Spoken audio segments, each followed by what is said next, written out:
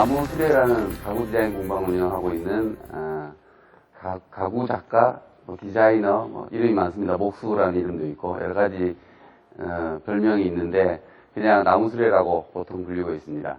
첫 번째 제가 물레동에 대한 간단한 설명을 좀 드릴 필요가 있을 것 같아요. 요즘 매스컴에서 자주 등장하는 동네이긴 합니다.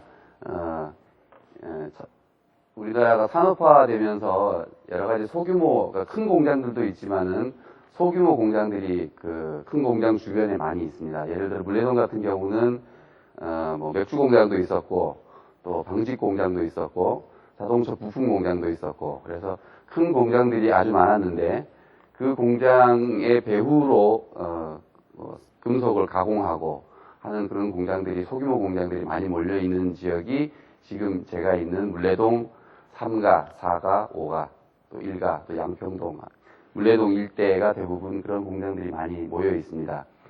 그래서 제가 이쪽을 들어오게 된 이유는 집에서 일단은 가깝기 때문에 일단 들어왔고요. 이쪽으로 공방을 오픈을 했고, 그 다음에는 어떤 경로를 통해서 물레동에 예술촌이 있다라는 소식을 들었습니다. 그래서, 그러면 제가, 물론 가구를 배우긴 했지만 제가 작가인가? 작가인 척 좀 해봐. 라는 생각으로 이제 일단은 예술촌을 한번 들어가 봤습니다. 그래서 보니까 예술촌은 특히 작가들의 일상을 자세히 보면은 거의 밤에 움직이고 낮에 보이지는 않아요. 그래서 작가 작업실이 어디인지도 모르겠고. 그런데 제일 먼저 대신 본 거는 공장들이었습니다. 제일 왼쪽 그림 보시면은 골목 안에 아주 한 10평, 15평, 또 조금 크면 한 20평 정도의 그런 가공 공장들이 많이 닥치닥치 붙어 있고, 그 옆에는, 이런 철제 가공품을 조립하기 이전에 그 재료를 파는 재료상이 아주 크게 있어요. 크게 보면은.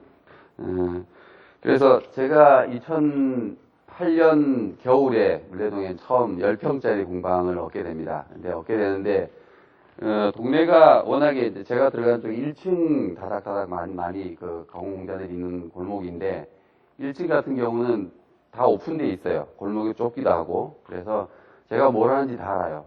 제가 몰랐는데. 그리고 나무 만드는 사람이, 가구 만드는 사람이 들어온 다음에 이 동네에 왜 들어와?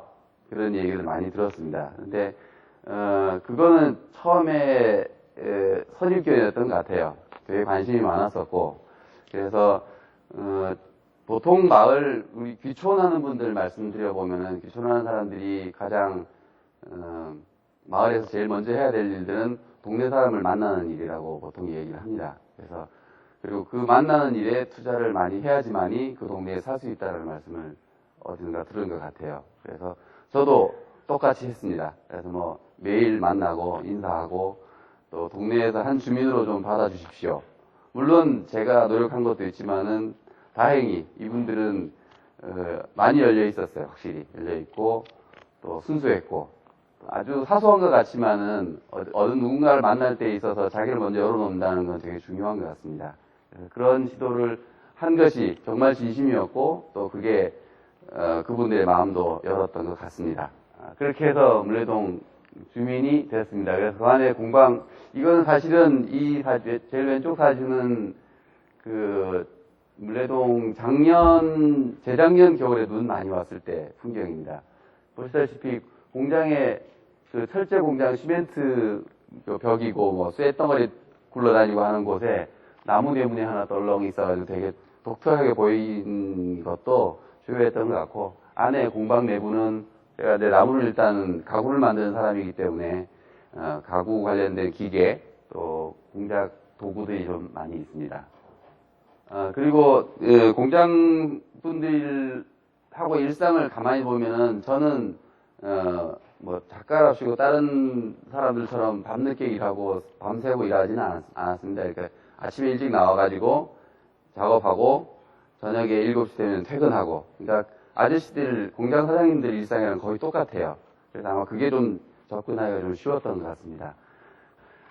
그리고 그 중에 공장 사장님 중에서 이제 산 좋아하시는 분들이 계셔가지고 자연스럽게 우리 산에 한번 가보자 라고 또 해서 산도 가게 되고, 한 사람 두 사람 모이면서 결국에는 우리 산악회 한번 만들어 보지. 그래서 만들었고, 이게 단순히 그냥 그분들이 이때까지 자기 공장에서 자기 일만 했던 분들이기 때문에 여가가 없었어요. 그리고 막 한두 사람 정도인데, 만나면서 몇 번 산행을 하면서, 가졌던 얘기가 우리가 스스로 우리 산악회를 만들면 어떻겠느냐. 뭐, 산에 나는 정보나 이런 것들은 어떻게 보면 인터넷 뒤져보면은 다 나오잖아요. 전문 산악인이 필요 없습니다. 저희 산악회는 전문 산악회도 아니고, 그래서 취미로 하되 공장 밖에서 또 얘기할 수 있고 놀 수 있는 그런 공간이 필요할 것 같아. 그래서 제가 또 산악회 만듭시다라고 얘기했던 것 같고, 그게 또 주요해서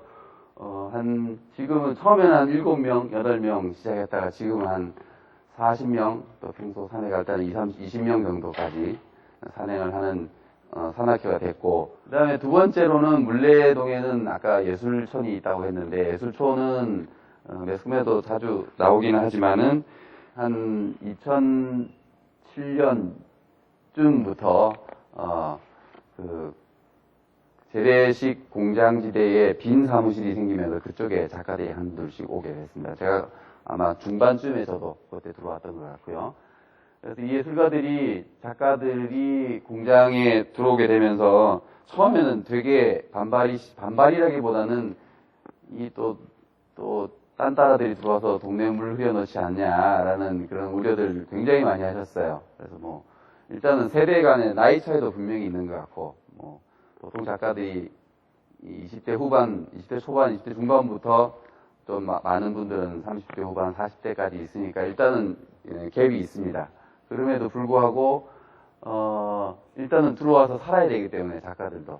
그래서 열심히 살아가고 있고, 어느 날 갑자기 보노봇이라는 단체를 하나 만들기 시작해서 작가들이랑 같이. 이게 뭐냐면은 작가들이 자기 개인적인 작업 활동 이외에 공공적인 어떤 미술 활동을 좀 하고 싶다라는 생각인데 혼자서는 힘듭니다. 그리고 또 외부에서 일정 정도의 지원을 받을 수 있는 그런 형태가 좀 필요했기 때문에 제가 한 건 아니고 아주 가까이 있는 작가분께서 보노봇이라는 예술가 커뮤니티를 하나 만들었어요. 그래서 그 커뮤니티 통해 가지고 지역에 있는 취약 지역에 있는 아동들 또 어린이 대상으로 학교에 있는 방과 후 수업이라든지 그런 데 가서 아이들 목공 체험 프로그램 또는 뭐 미술 교육 체험 프로그램을 많이 했어요. 그래서 거기에 참여하면서 작가들하고도 실제적으로 교류도 많이 하게 되고 또 저도 거기에 끼어들어서 아이들 목공 체험에 관련된 소재도 가공해 주고 그래서 아주 재밌게 이 작가들과의 프로그램을 쭉 해왔습니다. 요 그림은 이제 작가들하고 공장 사장님들하고 또 동네 주민도 있고요. 잘 안 보이긴 하지만은 아주 모여가지고, 이 공장이 조금 힘이 들어서 공장이 넘어갈 뻔한 상황인데 작가들하고, 공장 사장님들하고 주민들이, 이 공장 좀 살려보자. 그래서 작가들 작품 내고 또 그 물건을 경매해서 수익금을 힘든 분한테 도와드렸던 그런 경매 행사를 한번 했었어요. 그래서 이분이 지금은 아주 또 공장 예전에는 가공했던 분이신데 그것 위에 작가들과 또 교류할 수 있고 할 수 있는 어떤 새로운 일거리들을 하나 만드는 계기가 됐던 좋은 프로그램이었던 것 같아요.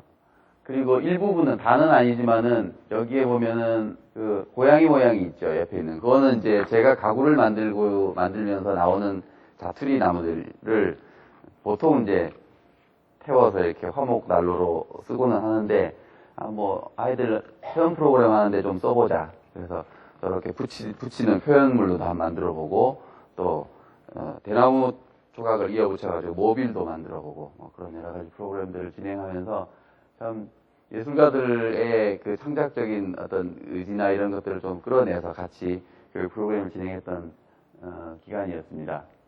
그래서 어떻게 보면 나무 놀이터가 돼버렸어요. 저는 원래 2년간은 조그만한 공방에서 제 작업만 위주로 했었는데 자꾸 사람들이 와요. 그래서 심심해서 오는지 나무 이거 어떤 거냐 또 이걸 뭐 만들어 보자 라든지 많은 요구가 들어와서 그래 한번 뭐 나무로 뭔가를 해보자라는 얘기를 쭉 하다가 물레동에 그 작가분들이 사는데 고양이를 키우는 분들이 꽤 있습니다. 그래서 혼자 작업실 겸 주거 생활을 하는 사람들이 꽤 있기 때문에 그 친구들이 고양이들이 노는 놀이터를 나무로 한번 만들어 보면 어떻겠느냐라는 이제 제안이 들어와서 그럼 그렇게 하지. 그래서 시작한 것이 고양이를 부탁해라는 이제 타이틀을 걸어서 고양이 놀이터, 목재로 고양이 집이죠. 집 안에 집을 만들어 보는 프로젝트를 각 작가들이랑 한번 해봤습니다. 사실 이 프로그램은 그 제가 기획을 하고 했지만은 실제적으로 서울문화재단에서 운영하는 그 미트 프로젝트라고 지역 주민과 예술가들의 교류 활동하는 프로젝트가 하나 있었어요. 그래서 거기서 제가 공모해서 프로젝트 어떻게 보면 딴 거죠. 그래서 따서 수익 부분을 재료나 또 강사비로 다 활용을 했고 작가들과의 워크숍을 진행해 봤습니다. 그래서 고양이 저기 왼쪽에 보면은 오른쪽 보면은 저분은 조각 하시는 분이래요. 조각 하시는 분이라 손재주가 아주 좋습니다. 그래서 보통 나무는 이제 직선으로 보통 자르는데 저분은 그냥 동그라미를 아주 뭐 자연스럽게 가공하시는 분들. 작가들 기본적으로 손재주가 있기 때문에 다 잘 만들어요. 작가 워크숍을 했고 이 작가들이 워크숍이 끝나고 난 다음에 그 다음에 진행했던 지역 주민 대상으로 지역 주민이라는 건 그냥 지역 주민은 아무나가 아니라 제가 처음에 그 프로젝트를 기획할 때 의도가 길고양이에 대한 어떤 그 개인적인 어떤 그 관심이 있어서 그거를 좀 그 고양이를 키우는 그 주민들이 고양이에 대해서 좀 얘기를 해보면 어떨까라는 생각을 좀 가지고 있어서 진행을 해본 겁니다. 그래서 재미있게 일단은 한 여섯 번에 한 15명의 그 주민들이 와서 자기 고양이 집을 만들어 본 적이 있습니다. 그 다음에 세 번째로는 제가 원래 가구를 만드는 사람이기 때문에 가구는 사실 개인이 만드는 원목 가구는 되게 비쌉니다.